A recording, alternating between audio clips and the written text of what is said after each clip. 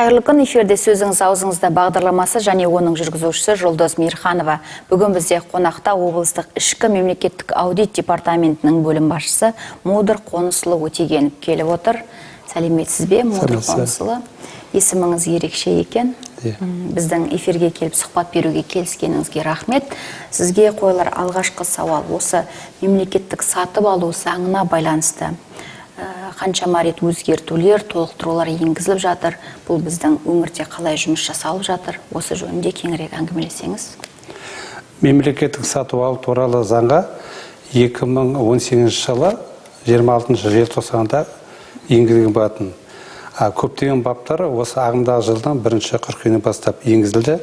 Кейбір баптары бар, көбінесе ол 2020 жылының 1 қаңтардан бастап күшіне енеді. Енді осы заңның бір ерекшелігі анық емес ақпарат, аукциондық адымы, біліктік органы, мемлекеттік сатып алудың нормалары деген сияқты ұғымдар енгізілген. Бұрын ондай ұғымдар болмайтын.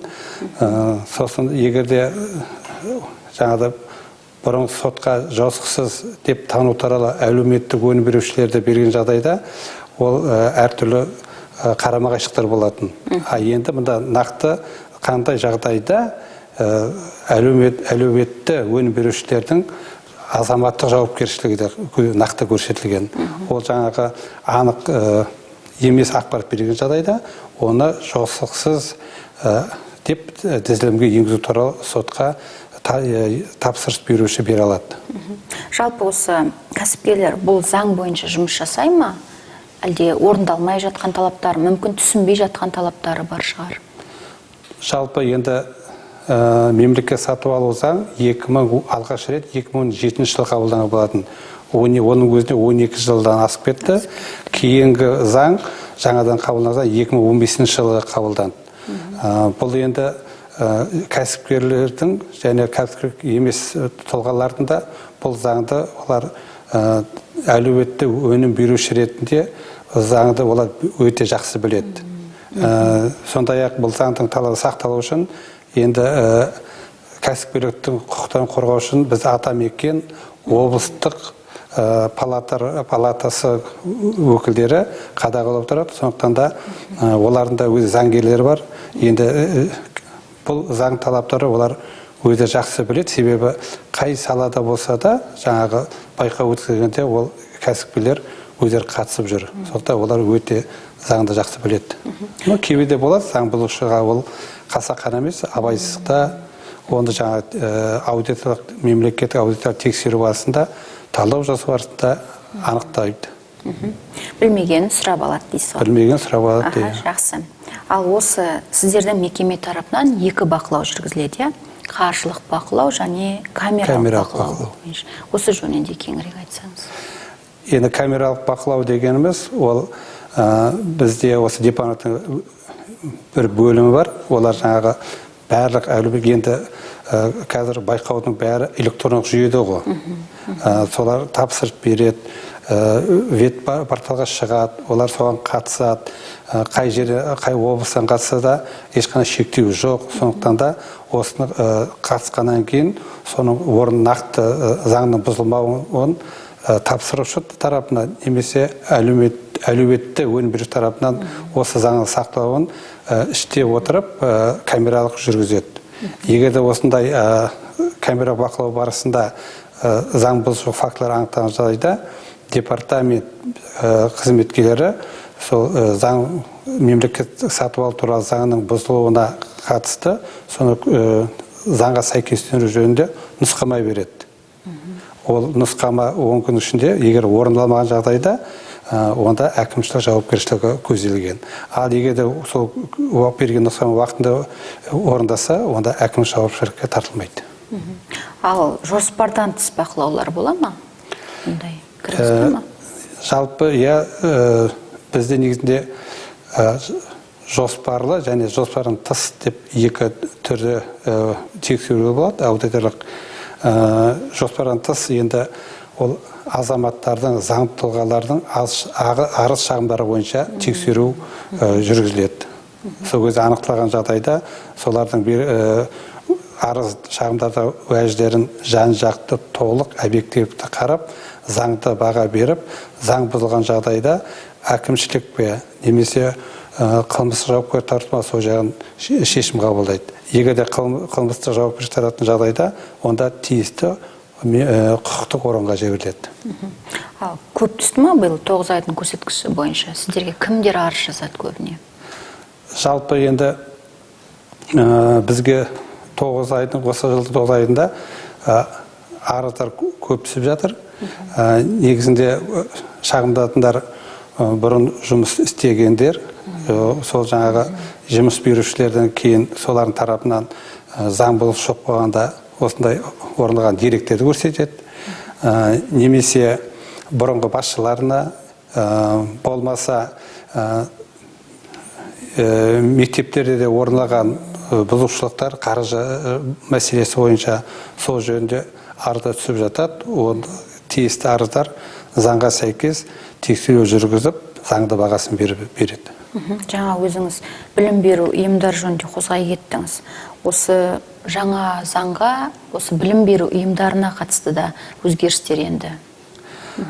Енді қазір өткенде осы жөнінде мемлекет сатып алу жөнінде жаңағы өзгерісін тоқтау жөнінде біз үлкен 23 қазанда мемлекеттік мекемелердің басшылары мен олардың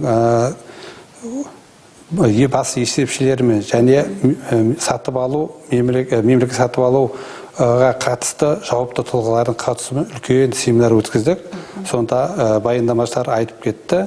2020 жылдың біріне қатарына басап, осы білім саласына байланысты ыстық тамақпен қамтамасыз ету жөнінде.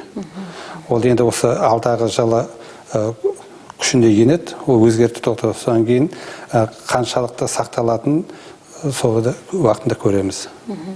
Сонда қазіргі заң жұмсақтау ма сонда? Қалай болған?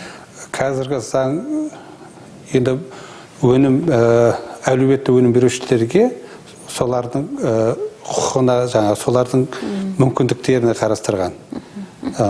Олар қай салада қатысам десе ешқандай шектеу жоқ, олардың құқықтары бұзылмайды. Тек мемлекет сатып алу заңнамасын тиімді орындаса, соны олар тек қана жұмыс көрсету емес, қызмет көрсету саласы бар. Соның бәріне адал жұмыс істеп, басқа ешқандай талап етілмейді. Мудр Қонысұлы, өзіңіз айта кетіңізші, көбіне заң бұзатын тапсырыс беруші ме, әлде өнім беруші ме? Енді мына жерде практикада көрсеткендей, тапсырыс берушінің тарапынан да, әлеуетті өнім берушілердің тарапында да деректер бар. Енді әлеуетті өнім берушілер байқауда өтеді, келісімшарт жасауға тиіс болған кезде бас тартады. Ол мысалға кейбір мемлекеттік мекемелерге ол кедергі жасайды, уақытын алады, олар шағым келтіреді. Сондай 3-4 ай көбіне сол кедергі болады. Оны мен айтар едім, әлеуметтік өнім берушілердің тарапынан салғырттығы деп. Ол қатысқаннан кейін өзінің материалдық, еңбек және тағы басқа талаптарына ол сеніп қатысу керек.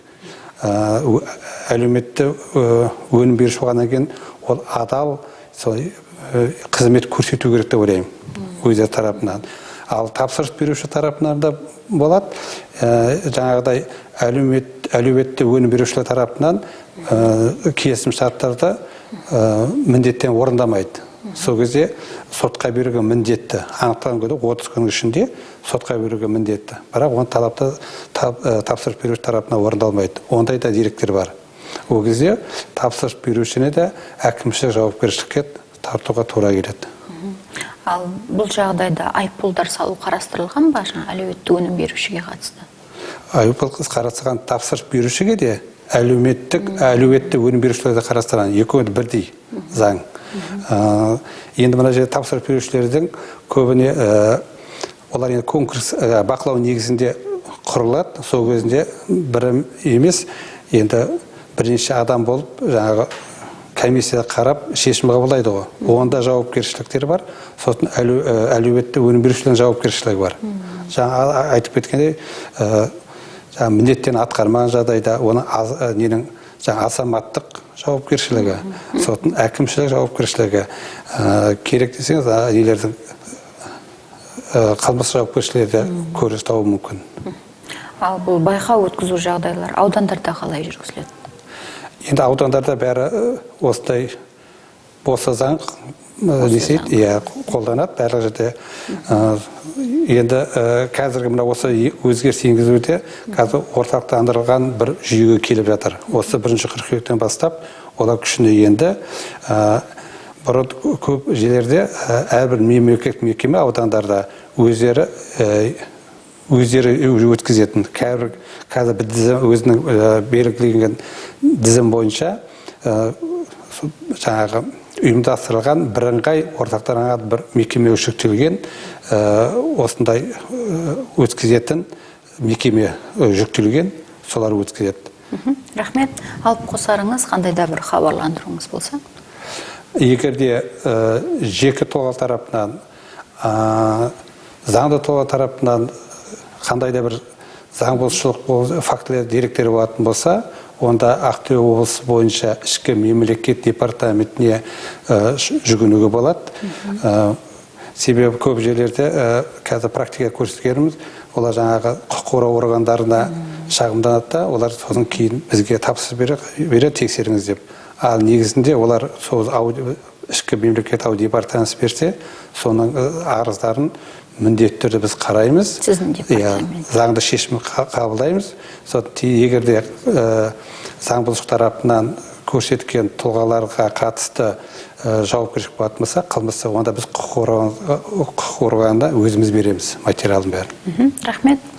Құрметті көрермендер, осымен бізге берілген эфирлік уақыт аяқталды. Бізде қонақта болған облыстық ішкі мемлекеттік аудит департаментінің бөлім басшысы Модыр Қонысұлы Өтегенов сұхбатты жүргізген Жұлдыз Мейірханова. Сау болыңыздар. Бағдарламаның бас серіктесі КТП жауапкершілігі шектеулі серіктестігі.